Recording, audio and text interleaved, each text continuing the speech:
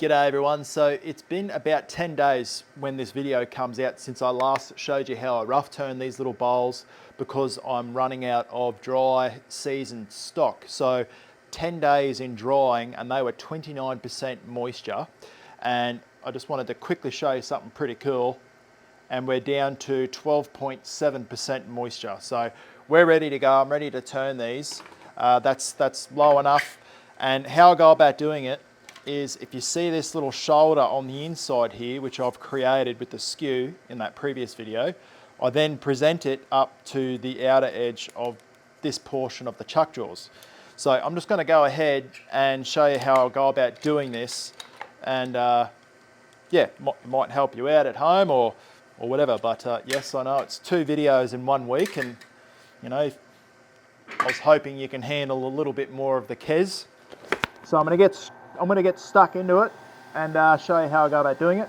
These dividers, these are already set to the chuck jaws that I've got on there. Just find it there, as we all know what to do there. I've got a 45-degree bevel here, the GL5. I line that mark up, drive it home on the angle, and then I bring that tourist around, lower it down a touch. It was a bit higher then. And then I'm going to come across and clean across that back there. I just did a little test dry run just then. If you saw what I did, I came across and made sure I was going to find that center mark there before I made my cut. Happy with that. Now, this portion of the cut here, I can't start my push cut back in here. I can't get it in there because I want to get right in tight in there. But so what I do, I come out a little bit. So I come out to say about here, create a little step for myself, so then I can come back and pick it up with the tool. And I'll show you how I do that. So I come in using that side wing and just do a scraping cut, a shear scrape there.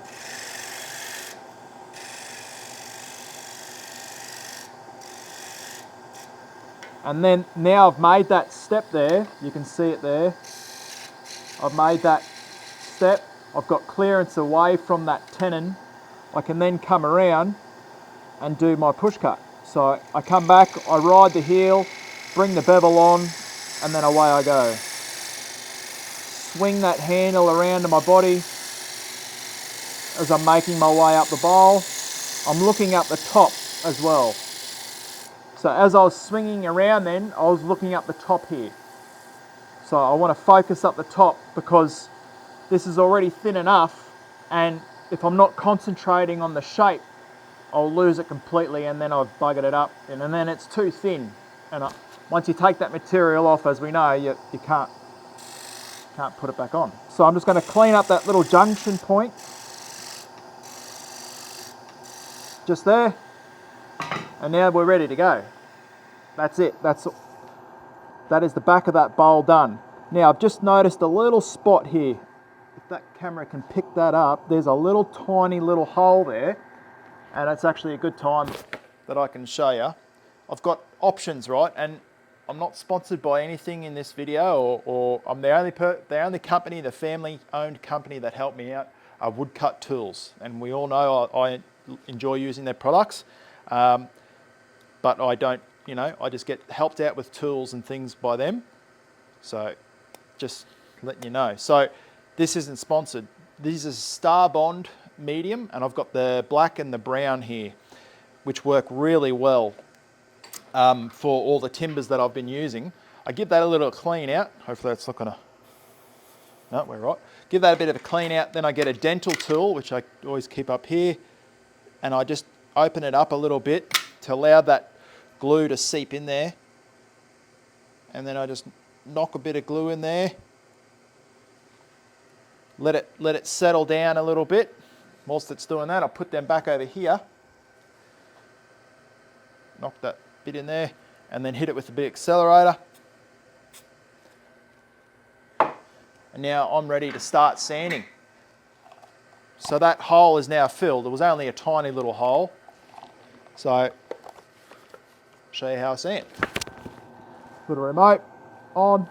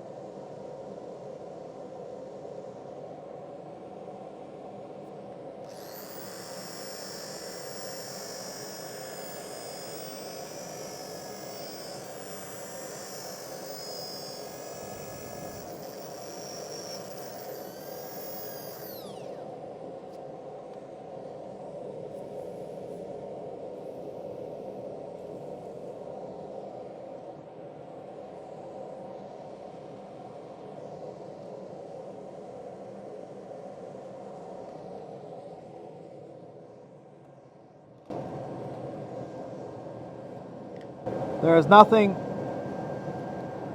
too complicated about what I'm doing right now. Any of you guys at home there can do this. It's not complicated at all. Now this is the Triple E compound. I've spoken about it before, this stuff here, and it is a cut and polish. So there's fine particles in there. I'll put the actual proper name of the particles on the screen. But there's fine particles in there that act like a cut and polish, but you have to remember that it's not the finish. So it may look beautiful when you're using it, but you have to buff it off. Quick little buff there, get that out of your way, my apologies. Blocking your view. I just thought I'd bring you along what I'm doing and incorporating you guys a little bit more in sort of the day-to-day type stuff. So this is the Cellar Wax Cream. It's a friction polish. It's absolutely awesome stuff. Hold it in that pincher method there, and I just work it across.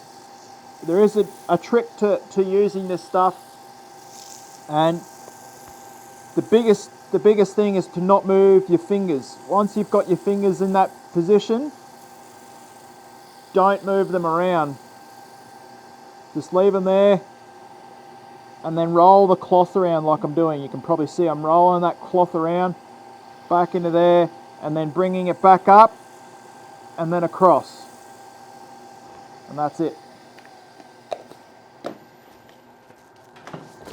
So that there, I normally give it a little bit of a quick thing like that, like so. Let that stop, and then take it off the chuck like that, turn it around, and away we go. And you can probably see that little hole has just been filled there. Looks pretty cool. Nothing too busy, not just keeping it really simple. And now I'm going to show you how I turn this inside here now. Bring that over. Back to the GL5 again, and I'm just going to check, make sure I'm cutting on center. That's a bit high. I need to readjust my little locking collar there. First thing I do is I trim up that rim. I've got my fingers over the flute, sort of like the hang 10 symbol. So fingers on the flute, pinky behind the bevel there roughly, and my thumb down at the base, and then I just push it across. The flute is facing away from me, and I find that more comfortable for myself. Now when it comes around to going on the inside, I'll just drop down a little bit here. Flute is closed.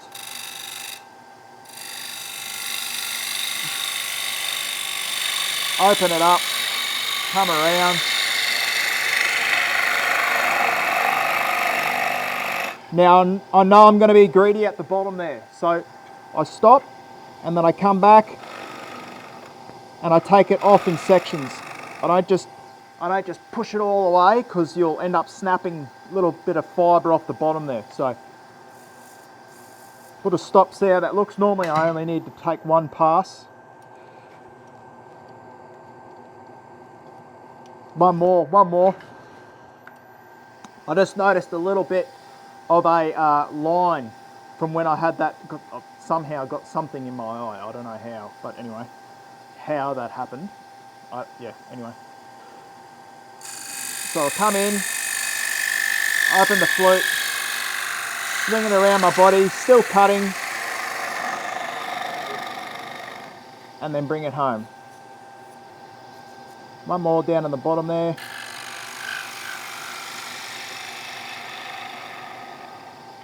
Nice. Banjo out of the way, and you can see that is just a really simple, nice, clean little finish. There's a little Roman ogee, might be a bit tricky to see on that little rim there. Beautiful. Kick it in reverse, dust collection on. my little 2-inch sander.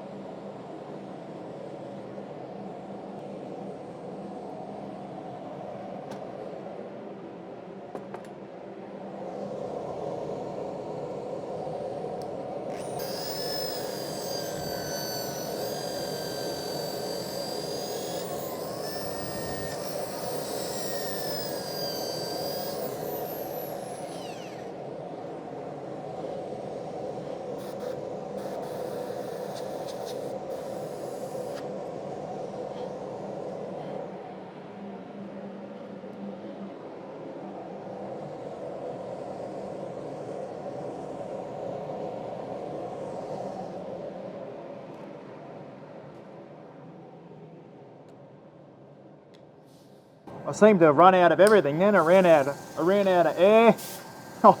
Sandpaper ran out. But you can see, just by having everything around me in that close proximity, like that video I made about the lessons learnt, you may have even noticed that I've just even condensed my sanding practice down as well. I keep that real wide one for the outside, and then the inside, I do have separate ones there, but I found I didn't want to go out and buy another drill, so I just kept that one, and my other Makita drill over there, it had a hammer mode on it, so it just stopped working on me, so I just put it to retirement.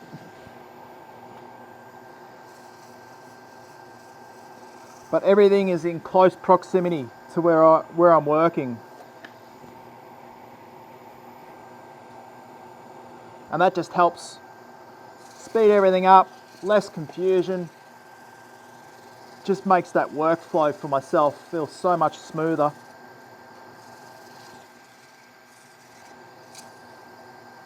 So back to the shallow wax cream.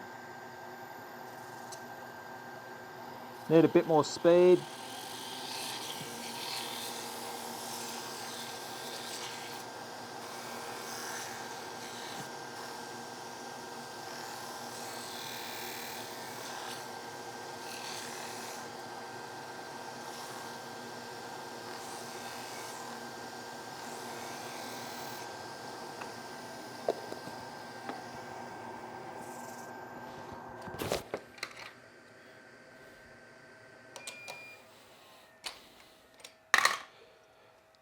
And that's it. That's how I turn these little bowls from the roughed out shape like so, turn them, finish them, or sand them and finish them. So if you haven't seen that last episode about roughing them out, 10 days time from 29% moisture down to 10, I think it was, or 10 or 11%. Can't beat that. That's awesome. So they're ready to go. Add them up to the tally for the day and then knock off. I really hope you enjoyed this quick little video, seeing me twice this week. And well, it was good to be here with you. So thanks so much for watching. I'll talk to you all directly. Cheers. Bye.